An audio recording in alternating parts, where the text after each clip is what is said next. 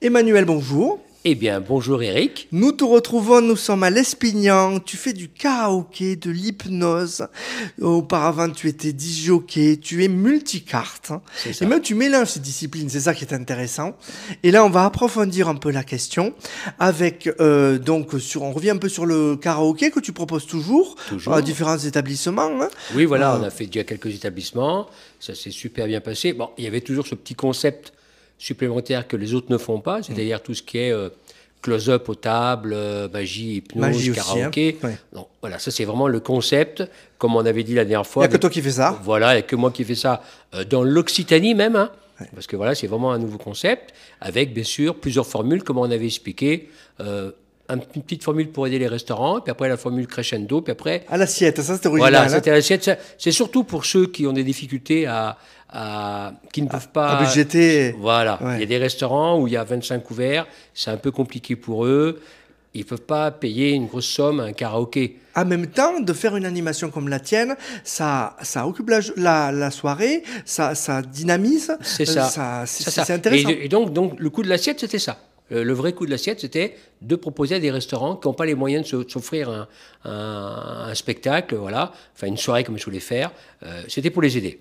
Après, il y avait une deuxième formule qui était un peu plus chère, où là, bah, voilà, La premium. Voilà. Donc là, c'est la formule un peu plus chère, où là, bah, il y a un cachet, il y a une prestation d'hypnose et un peu complète, plus. forcément. Voilà. Et après, tu avais la formule plus, hein, donc le menu haut de gamme, où là, c'était... Tu sais la vendre, tu voilà, sais, là, tu sais te vendre. là, je savais me vendre. On vendait entrée, plat, dessert et tout ce qui va avec. Alors, ce qui est impressionnant, c'est que tu m'as parlé de 60 dates, je t'ai dit une par semaine. Non, tu m'as dit c'est l'été. Je Oui, fais 60 voilà. Alors dates ça, l'été. ça, c'est pour l'hypnose. Hein, L'hypnose, on y vient. Alors, l'hypnose des spectacles, oui. Alors, l'hypnose des spectacles, je fais environ 60 dates l'été en 2 mois. Ça fait des années que je fais ça. Très apprécié ça. Voilà, ça, c'est très apprécié. Je suis très demandé. Je suis déjà calé pour 2015. Tu fais toute la France 2025. même. Tu fais toute la France. Ah oui, la France, l'Europe, je suis allé partout. Je vais partout. Donc, 2025, on est déjà prêt, déjà pour 2025. Et puis là, cette année, il y a une particularité, parce que je travaille pour un très gros groupe. Donc, c'est bien aussi. Et puis après, j'ai tous mes habitués dans la région, ici. On va jusqu'à dans le Luberon, on va dans le Gers. Quel type d'établissement tu cibles au niveau de l'hypnose de spectacle? Alors, l'hypnose de spectacle, l'été, c'est que les campings. C'est que les campings l'été, parce que voilà. Tu as besoin d'animation. Voilà, c'est là où il y a plus de monde. Ouais. L'été, il y a environ, si on s'amuse à faire un calcul, il y a environ, on va dire, entre 50 et 60 000 personnes qui me voient en spectacle. Voilà, ça c'est l'été. Donc c'est ouf, parce qu'en fait, il y a vraiment... Et après, de là, les gens, quand ils m'ont vu en spectacle l'été, souvent, à l'intérieur, il y a des gens qui travaillent pour des CE, des entreprises et tout ça, qui me recontactent après. Et après, ben, je me retrouve à Ça faire fait des boule de neige, spectacles quoi. à droite, à gauche, en Bretagne, à Reims, un peu partout. Tu refuses Saint-Étienne. parfois? Comment Ça t'arrive de refuser parce qu'il y a trop de dates? Non, on refuse. L'été, on refuse, hein, parce que l'été, voilà, je refuse déjà même actuellement, donc voilà. Mais T'es booké jusqu'à l'hiver, non. 2025. Ouais, 2025, ça y est, ça commence à rentrer. Ouais. Et on a aussi un partenariat avec le gros groupe de camping ça va être pas mal. Alors, parallèlement à ça, et différent, il y a l'hypnose en thérapie, l'hypnothérapie. Ouais. Donc sur des questions précises, notamment le poids, notamment l'arrêt du tabac. Et ça, tu le fais depuis pas mal d'années aussi. Oui, alors ça, je fais depuis 2011 exactement. Mais ça n'a rien à voir en pratique. Ça n'a rien à voir. Ça n'a rien à voir. C'est pas le même. Non, c'est pas le même cheminement. Voilà. C'est pas la même chose. Alors, l'état hypnotique n'est pas le même que dans le spectacle, hein, puisqu'en spectacle, on demande aux gens d'être hypnotisés en 3 secondes, comme ça. OK, donc ça va très très vite. Et la thérapie, ben, on descend les gens dans un état, bien sûr, hein, d'hypnose. Et puis on Plus les intérieur, peut-être. Voilà. Là. Et puis ils se laissent aller, et puis c'est un peu plus long quand même. Hein, mais on peut induire des gens en état hypnotique très rapidement. Voilà. Et les résultats sont là, tu les as vus, les résultats chez... Oui, ben après on a des gens... patients, est-ce qu'on peut dire patient? Est-ce que c'est Non, pas patient, non, pas patient, parce que oui. on n'est pas médecin. Vous n'êtes pas médecin, voilà, il faut bien le Okay, dire. donc ça. moi je dis toujours des clients, mais pas de patients, parce qu'on n'est pas... c'est pas la médecine, hein, on n'est pas... voilà. Des fois, moi je reprends même des confrères à moi qui me disent, j'ai quelques patients, je fais non, c'est pas des patients, c'est des clients. Voilà. Donc on fait attention au langage, hein, et puis même, voilà. Donc c'est très important. Et après, oui, alors on a des bons résultats, ça peut être tabac, le poids, les phobies, et puis à l'inverse, des fois il y a des gens avec qui ça ne matche pas. Et c'est comme partout pareil. Des fois, vous allez à un endroit, ça ne matche pas, ben voilà. Puis vice-versa, ça ne marchera pas avec moi, mais ça marchera avec un autre, et voilà. Ou il y a des personnes qui ne sont pas du tout réceptives à ça. Alors, c'est rien à voir la réceptivité. Ah. On est tous réceptifs en thérapie. Hein, il n'y a pas de « je ne suis pas réceptif ». Donc la thérapie, si je te parle pendant 1 heure et je te dis « tiens, assis-toi, ferme tes yeux, laisse-toi aller », tu vas partir tranquille, il n'y a pas de problème. C'est pas comme le spectacle où on demande aux gens d'être réceptifs, et là, en 1 seconde, boum, je crois que tu m'avais dit une fois que tu t'es fait hypnotiser, je crois, un truc comme ça. Oui, voilà. oui. Donc ça va très très vite, toi, là, ça va, c'est en 1 seconde d'ailleurs. Je me souviens de tout ce qui s'est passé. Voilà. Donc ça c'est le spectacle, c'est quelque chose, la thérapie, c'est autre chose. Et avec la thérapie, on peut faire pas mal de choses, la confiance en soi, les phobies, le tabac, comme je t'ai dit tout à l'heure, le poids, plein de choses, mais c'est des thérapies courtes. Hein. Moi, ça ne dure pas...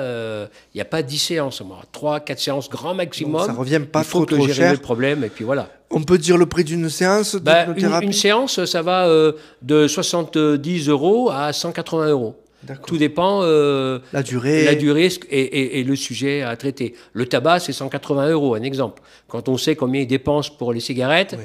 Ils mettent le prix. Voilà. Ils l'amortissent rapidement. Ah ben ça va très vite. Hein. Puis ça, c'est en 1 séance. En 1 séance, on fait arrêter la personne de fumer. On lui fait un accompagnement derrière.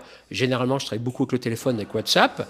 Donc là, oui, ça, il faut le dire. Tu fais du présentiel et également sur WhatsApp en visio. Ouais, voilà. Je fais beaucoup ça, WhatsApp, visio, tout ça. Je fais vraiment beaucoup ça, et puis voilà.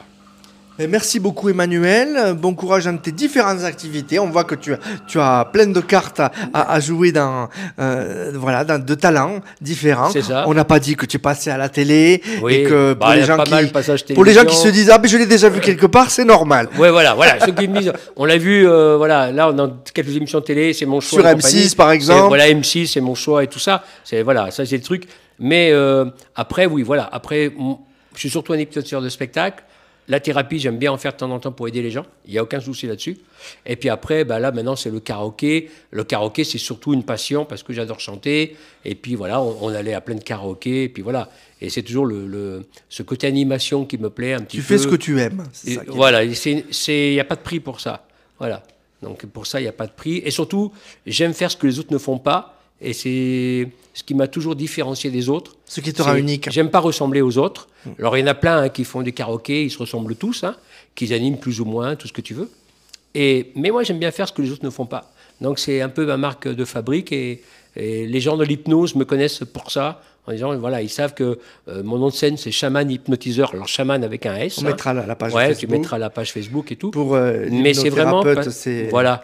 Mais vraiment, j'ai un style bien particulier à moi, parce que c'est vraiment un one-man show, tout ça. Donc après, on veut se produire un peu partout où on peut.